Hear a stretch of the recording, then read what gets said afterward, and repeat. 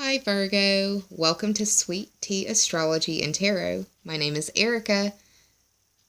Thank you so much for being here. I'm so glad that you found me.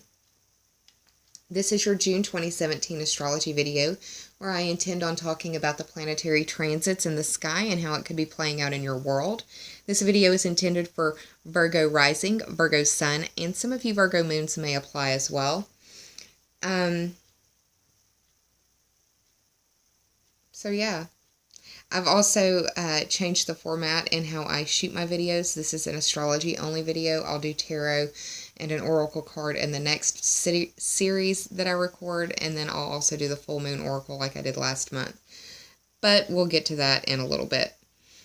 I'll have the tarot video in the information bubble in the right hand corner of the screen. So Virgo, why don't you set a spell so we can talk about your stars? On June 4th or 5th, depending on where you live on the planet, we've got Mars, which represents energy, impulse, and aggression. It's also a very fiery planet moving into the water sign of Cancer, and this is your 11th house. So what's the quickest way to put out a fire? Throw water on it. And that's pretty much what's going to happen in your 11th house. The 11th house is normally or regularly ruled by Aquarius. It is the house that is... I think of the internet when I think of the 11th house. It's also the house of your friends, your groups, your memberships, teams, and associations that you belong to. It also deals with your future wishes, goals, and dreams, or your bucket list. Mars moving into that area of life could be that you are feeling extra energetic or extra aggressive, maybe even a little impulsive. So be careful in your internet dealings and with your interactions with your friends. That's just... forewarned is forearmed, Virgo. On the 5th or 6th of the month, depending on where you live on the planet, we've got Venus, the planet that represents love, beauty, harmony, money, and resources, moving into Taurus. Venus rules Taurus, and this is your 9th house. Venus likes to be in Taurus, so you're going to feel a really nice flow in that 9th house. I think of the 9th house as your worldview expanded through study or travel. It's long-distance trips, adventures and questing, foreign people, foreign places, foreign things, the study of foreign languages, religion, philosophy, astrology, legal system matters, political system matters. Mercury on the 6th or the 7th of June will be moving into Gemini. Mercury represents thought, movement, and communication, moving into a sign that deals with thought, movement, and communication. Meeting up with the sun in your 10th house. And the 10th house I like to think of through the lens of William Shakespeare, because he said all the world is a stage, and I think of the 10th house as the stage that you approach the world on, and it's how the world knows you through your career and your status, your reputation, dealing with authority figures in your world, people that you have to answer to in your life, or authority figures in their field of expertise, like a professor, doctor, lawyer, something like that. Mercury moving into the 10th house could be that you're just getting a lot of information about your career. You could be getting information about your status. You could be getting information about your reputation. It could also be a time of destiny. Maybe getting some destined communication. Could be dealing with communication from authorities as well. Really depends. Now, on the 8th or 9th of the month, there's some pretty impactful energy that you're going to feel pretty strongly. You're going to have the full moon playing well with Saturn, the planet that represents limitation, structure, and containment, in your 4th house. The 4th house is the house of your home and your family, or your roots and your foundations. Even more so, I would be concerned about the structural integrity of your home, be it your actual family or the home that you live in, because Saturn also is like, when I think of Saturn and I'm trying to explain the Saturnian energy through my perspective, I think of it as the building code inspector that goes through and tests each house on the astrological wheel.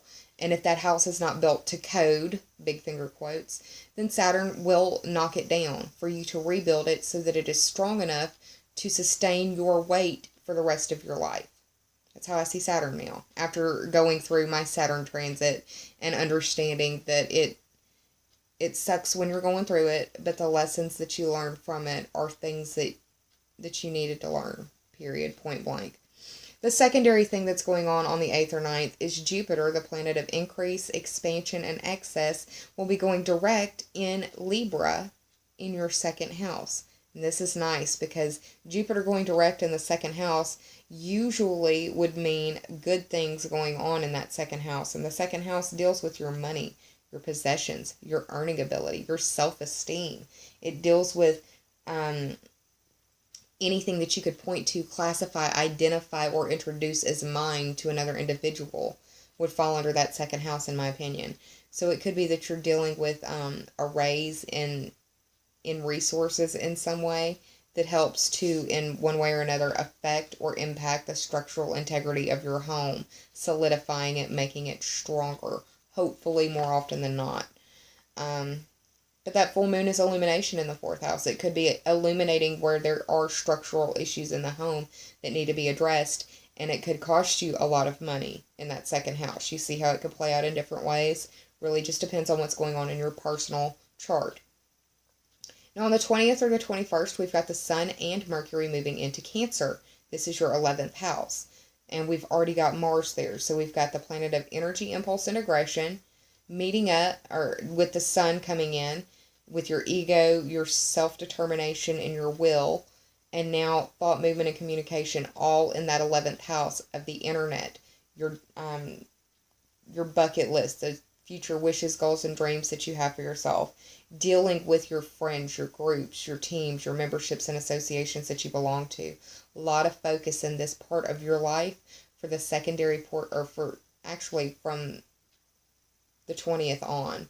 And at the very end of the month, on the 23rd or 24th of the month, we've got a new moon in Cancer in the 11th house. A chance for you to plant a seed in one way or another to put towards your future wishes, goals, and dreams, or to put forward.